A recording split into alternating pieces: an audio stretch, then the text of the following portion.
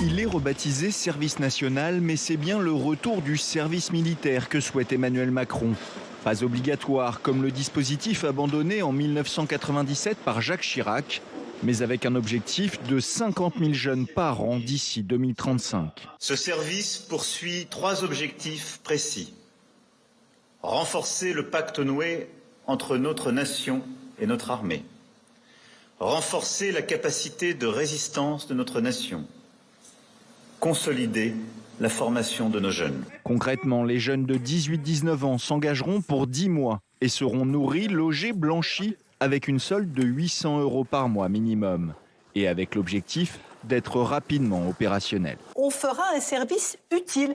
En d'autres termes, on sera dans un premier temps formé pendant 1 mois et ensuite pendant 9 mois, on sera soit dans l'armée de terre, soit dans la marine, soit dans l'armée de l'air, soit au commissariat général des armées, soit au service de santé des armées. Après les propos polémiques du chef d'état-major des armées qui évoquait la nécessité d'accepter de perdre ses enfants dans le climat de tension internationale, le chef de l'État a précisé que les futurs volontaires ne serviraient pas à l'étranger.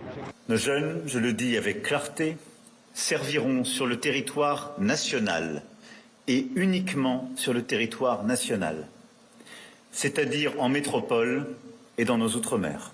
Les premiers recrues commenceront leur service national en septembre 2026 avec l'objectif de 3000 volontaires pour cette première promotion. Et on va en parler avec nos éditorialistes. Bonjour Pablo Piavivien, merci beaucoup d'être avec nous, rédacteur en chef de la revue Regard. Et bonjour Louis Morin, bonjour, merci également d'être là, journaliste politique. Vous avez réentendu les propos d'Emmanuel Macron. Il a raison de relancer ce service militaire avec une volonté derrière de préparer les esprits, de préparer la nation à l'éventualité d'une guerre. Moi, je pense que ça ne sert strictement à rien. La question du service militaire, quand on regarde son histoire, en fait, il a eu une utilité, notamment pour renforcer un espèce de sentiment patriotique et préparer à la guerre. Il n'a eu d'utilité qu'entre 1870 et 1914. Après, et c'est très intéressant d'ailleurs quand on regarde l'histoire du service militaire, entre la Première et la Deuxième Guerre mondiale, il y a des hommes et des femmes politiques qui se sont dit, tiens, on va aussi utiliser le service militaire pour redonner du sens, redonner de la force à ce sentiment patriotique. Ça n'a pas marché. Ça n'a pas marché parce que les dynamiques en fait qui étaient à l'œuvre dans la société française n'étaient pas celles de la défaite de 1870. Aujourd'hui, on est dans un moment où, quand vous regardez dans les sondages d'opinion, dans les études d'opinion, le rapport de la jeunesse, parce que c'est à eux en fait qu'est adressé ce message de la jeunesse à l'armée, en fait, ils n'ont pas envie d'aller faire la guerre, ils n'ont pas envie de rentrer dans l'armée.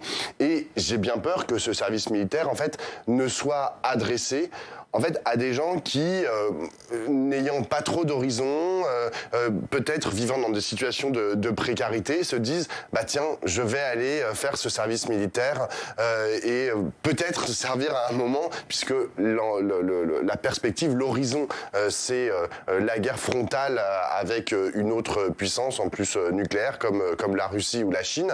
Eh bien, je vais vous servir de chair à canon, mais je vais avoir quand même une espèce de sécurité de l'emploi, je vais avoir un salaire, etc. Sincèrement, on peut probablement pas dire aujourd'hui que les jeunes qui vont faire leur service militaire vont servir de chair à canon.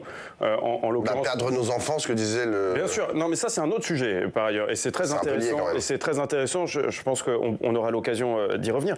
Mais sur le service militaire en tant que tel, vous le disiez, c'est aussi l'occasion pour un certain nombre de jeunes qui sont parfois un peu perdus de trouver un sens à leur vie, et parfois d'être formés également gratuitement.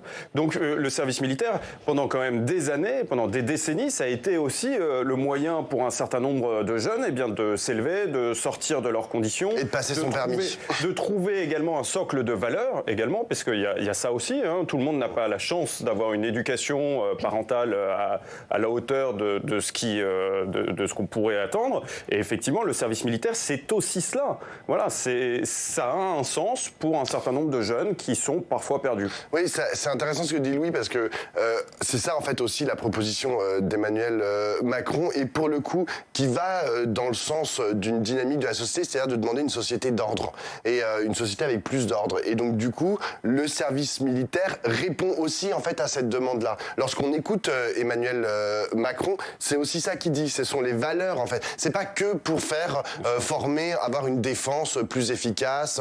Il a parlé dans son discours de soulager les forces qui étaient sur le territoire national. On pense notamment aux forces sentinelles qui sont très nombreuses. Et d'ailleurs, on pourrait se poser la question de savoir est-ce qu'on a besoin d'autant de militaires sentinelles sur notre territoire qui patrouillent comme ça dans les rues de France. Mais c'est une question que je mets de côté. En revanche, voilà, la question de l'ordre et de dire genre il y a des valeurs en fait derrière ce qui est proposé par l'armée, et ces valeurs-là, en fait, elles sont bien utiles en fait dans un pays que dans le moment que l'on traverse. C'est les propositions de l'extrême droite. L'extrême droite, ce qu'elle propose depuis des dizaines d'années, c'est une société d'ordre.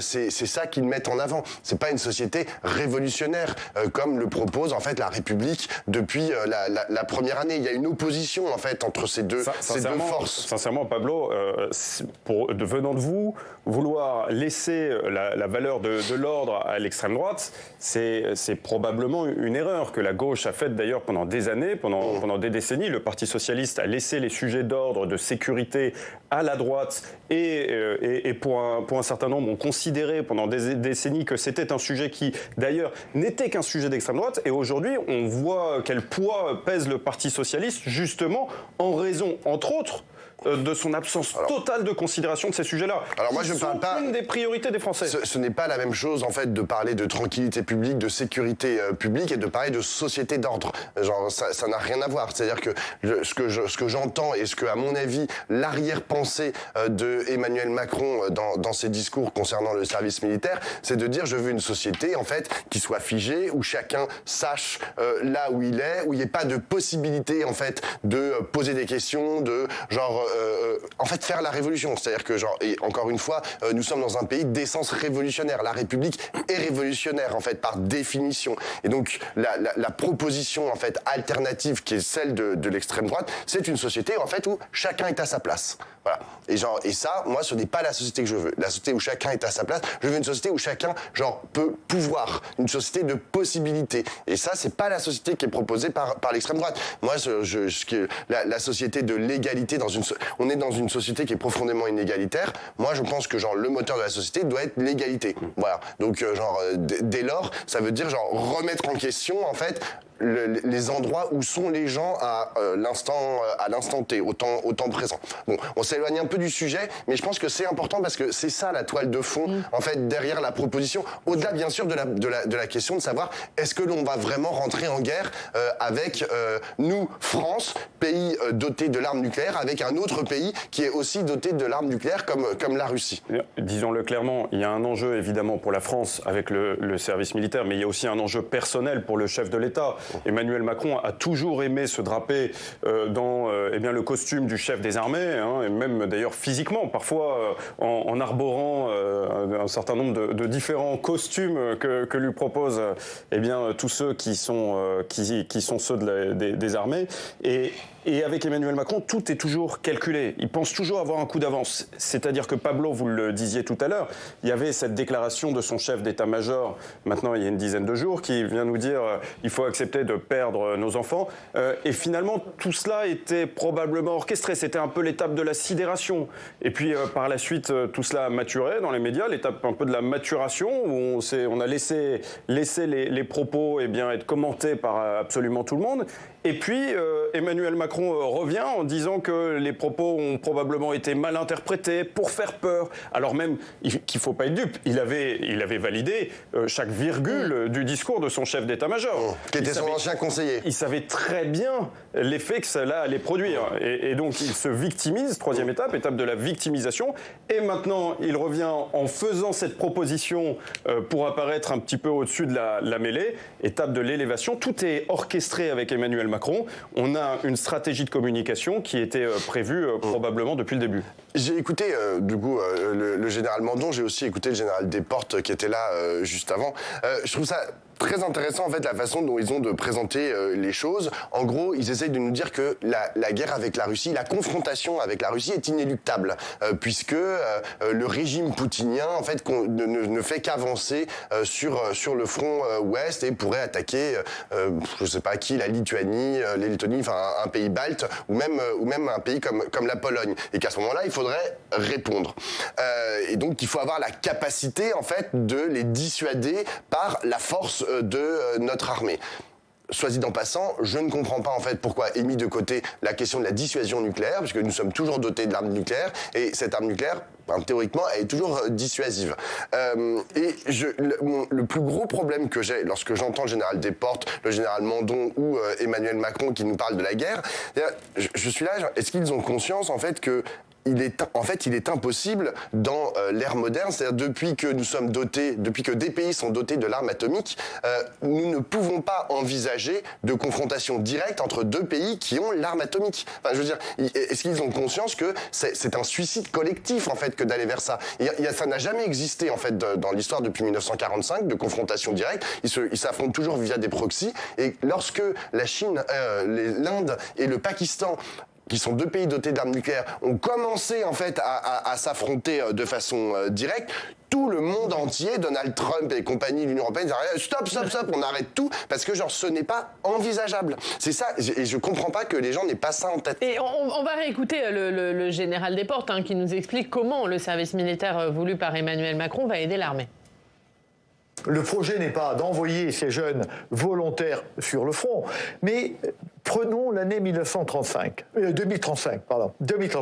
Nous aurons normalement 50 000 jeunes. 50 000 jeunes qui feront des tâches militaires sur le territoire national, mais qui viendront, je dirais, en soutien des armées et qui permettront, en gros, de dégager 50 000 combattants professionnels qui se retrouveront, eux, en capacité de combattre. Donc par cette manœuvre-là, on accroît de manière certaine la masse des armées. Louis. Oui, mais évidemment qu'il y a cette ressource qui était jusqu'à présent inexploitée et qui est intéressante. Maintenant, il y a quand même débat aussi sur les chiffres. C'est-à-dire que l'objectif, c'est 50 000 jeunes d'ici 2035, avec évidemment une évolution progressive, puisque en 2026, on parle seulement de 3 000 jeunes. C'est bien pratique pour Emmanuel Macron de fixer un objectif aussi haut, à aussi long terme, puisque le plus probable, c'est qu'il ne soit pas là en 2035 au pouvoir pour en faire le bilan. La réalité, c'est qu'aujourd'hui, selon les différentes enquêtes d'opinion qui ont pu être produites sur le sujet, il y a 70 000 jeunes en tout, sur tous les jeunes qui pourraient être intéressés pour faire un service militaire. Si on en met 50 000, ne serait-ce que sur une année, l'année d'après, il reste 20 000 places. Et puis ensuite, il n'y a plus de jeunes qui veulent le faire. Donc on voit bien que l'objectif est quand même extrêmement ambitieux. Et aujourd'hui, ça va être compliqué aussi de réussir à faire le plein. Ça a été aussi le problème du SNU. Le SNU n'a pas réussi à trouver son succès parce que par manque de candidature, tout simplement. On va passer au second thème de ce club qu'on a un peu le temps de débattre de la suite. On va parler du budget. Après l'échec du compromis entre députés et sénateurs sur le budget de la sécurité sociale, le Sénat a attaqué hier l'examen du budget avec une volonté de la droite sénatoriale d'affirmer sa ligne. Et pourtant, le gouvernement croit encore à un compromis, à l'image ce matin du ministre du Travail, Jean-Pierre Farandou. Il était sur RTL. Franchement, je rencontre de plus en plus de parlementaires. Je sens qu'ils ont envie de converger. Alors, faut trouver le chemin, il faut le concrétiser. Il faut que ça se traduise par un vote, parce qu'à la fin, il faudra voter. Le mieux, c'est qu'il y ait un vote responsable parlementaire. Ça montrerait que notre démocratie est capable de fonctionner. Vous savez. Non, je suis pas d'accord avec vous. Je pense qu'il y a une chance et on la joue, et je la joue à fond et je suis pas le seul. Moi, je pense qu'il y a un chemin qui permettra d'avoir un vote sur la sécurité sociale. Je pense que c'est possible. Il y a encore un chemin possible, Pablo? Non, moi, je suis assez d'accord avec Thomas Soto. Il me dit genre, franchement, vous êtes sûr? Non, mais je vois, ils essayent de prêcher quelque chose pour que ça advienne. Là, c'est Farandou, Le Cornu dit à peu près la même chose. Ils sont tous là, les ministres, à nous expliquer, ouais, si, on va y arriver. Alors que tout le monde voit très bien que c'est un peu foutu. Enfin, je veux dire, et d'ailleurs, il y en a qui le savent. Ici, au Sénat, Patrick Kanner, qui est le chef des députés socialistes, ou Yannick Jadot, l'écologiste. Il commence à dire bon, je pense que là, l'affaire genre qu'on est en train de débattre depuis des mois à l'Assemblée nationale et au Sénat, faut le mettre derrière nous. On va avoir une loi spéciale, c'est-à-dire une reconduction qui est une catastrophe. Hein. Tout le monde là, tout le monde s'accorde à dire que la loi spéciale c'est catastrophique. On reconduit les crédits de l'année dernière sur l'année suivante, et ensuite on redébat à la fin du mois de janvier, au mois de février, comme ça a été le cas l'année dernière, au moment où Bayrou est arrivé à Matignon. Et là, les propositions de Patrick Kanner et de Yannick Jadot, c'est de dire on fait un texte négocié on fait un deal avec le gouvernement et on passe ça par 49.3 au mois de février. Je pense que c'est vers ça qu'on va. Mais donc ça veut dire que tous les débats qui ont eu lieu depuis le mois de septembre, poubelle, on n'en parle plus. Et tout ce qui est fait là au Sénat, bon, c'est ok, d'accord, très bien. Le Sénat donne des signes, etc., qui parfois sont un peu contradictoires avec ce qu'il disait il y a 6 mois. Mais enfin, je veux dire, c'est pas les premiers. Enfin, je vais pas jeter l'opprobre sur les sénateurs alors que les députés ont fait exactement la même chose. Enfin, je veux dire, on n'y comprend plus grand-chose dans les positions des uns et des autres. Je pense qu'il est temps de tourner la page de cette premier acte du budget 2026. Vous ne pensez pas d'accord possible, Louis, même pas sur le budget de la sécurité sociale ? Enfin, faut être sérieux quand même. Les textes n'ont rien à voir. Et pour le Sénat, pour la majorité sénatoriale, le texte qui a été, qui est sorti de l'Assemblée nationale est complètement incongru. Il n'y a pas de possibilité. C'est impossible. D'ailleurs, finalement... Sauf que le Sénat, a priori, ne réexaminera pas le texte. Il va pas faire de nouvelles lectures puisqu'il va faire ce qu'on appelle une question préalable. Et donc, c'est l'Assemblée qui aura le dernier mot. Mais oui, mais... Et donc, il n'y a pas de vote possible à l'Assemblée pour vous ? Non. Parce que les amendements qui ont quand même été discutés, qui ont été votés, sont des amendements qui, ne peuvent en aucun cas rassembler une quelconque majorité. En réalité, lorsque vous les mettez bout à bout, c'est un texte qui n'a plus aucun sens, qui n'a plus aucune cohésion, qui finalement est sorti de l'Assemblée nationale. C'est impossible. On ne peut pas réussir à avoir un accord dessus. Et aujourd'hui, effectivement, on est coincé. Et je suis plutôt dubitatif sur la méthode du gouvernement, avec cette fausse méthode Coué pour essayer de se dédouaner, de vouloir finalement passer en force. Je ne vois pas bien, si vous voulez, à quel moment est-ce qu'ils ont pu se dire que ça pouvait s'inscrire dans une stratégie de communication ou dans une stratégie parlementaire quelconque. On a plutôt le sentiment que c'est la moins pire, pardonnez-moi de l'expression, mais la moins pire des stratégies qu'ils ont trouvées tout simplement pour éviter de porter l'échec des discussions. Mais la réalité, c'est qu'effectivement, il n'y a pas d'autre possibilité qu'une loi spéciale, comme vous l'avez dit, Pablo. Oui, et donc derrière, à nouveau un texte renégocié, parce qu'il faut quand même dire aux gens qu'une loi spéciale, ça ne tient pas sur toute l'année, pour 2 raisons. La première, c'est que si on remet exactement les mêmes crédits que l'année passée, il y a un problème avec l'inflation, puisqu'il y a eu une inflation d'une année sur l'autre, donc ça veut dire que tous les budgets, en fait, baissent au moins de l'inflation. La deuxième chose, c'est que nous avons besoin d'engager des nouveaux crédits, en fait, d'une année sur l'autre. On parle souvent, par exemple, de ce qui se passe sur les questions de l'armée et du militaire. Voilà, on a des nouveaux besoins entre 2025 et 2026, et ces besoins ne seront pas envisagés ne peuvent pas être envisagés dans une loi qui reconduit ce qui s'est passé l'année dernière. Après, le problème que j'ai, c'est que quand bien même, Oriane, les députés arrivent à se mettre d'accord. Je sais pas, ils arrivent à se mettre d'accord. Ils se disent, il faut absolument un budget. Tiens, on va voter ce truc, en fait, qui nous est proposé, comme l'a dit très bien Louis, qui ressemble pas à grand chose. Qu'est-ce que ça produit politiquement ? Une catastrophe. C'est-à-dire que en fait, on ne comprend plus rien. Moi, c'est ça qui m'inquiète encore plus que de ne pas avoir de budget, c'est qu'il y a un espèce de flou artistique, en fait, sur les différentes propositions, sur les différentes positions. Je ne mets pas tout le monde à la même enseigne. Je veux dire, la France Insoumise et le Rassemblement National, chacun dans leur endroit très dissocié, eux, ils sont à peu près clairs, en fait, sur ce qu'ils proposent. Le reste, au milieu, je suis là, waouh, je ne comprends pas, en fait, ce que font, par exemple, certains certains écologistes et certains socialistes à vouloir un deal avec genre le Titanic macroniste.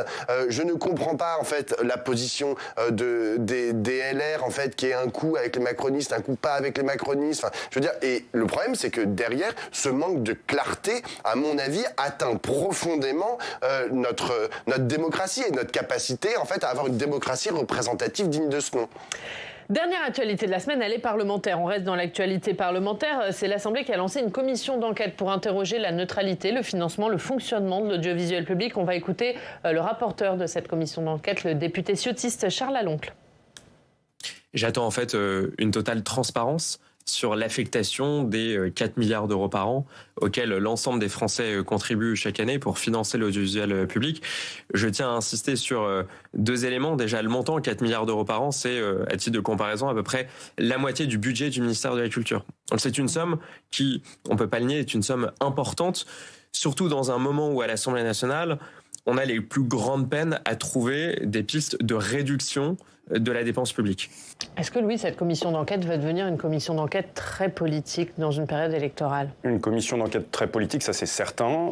Après, comment est-ce qu'elle va se terminer ? Est-ce qu'elle va se terminer en pugilat ? Je ne l'espère pas.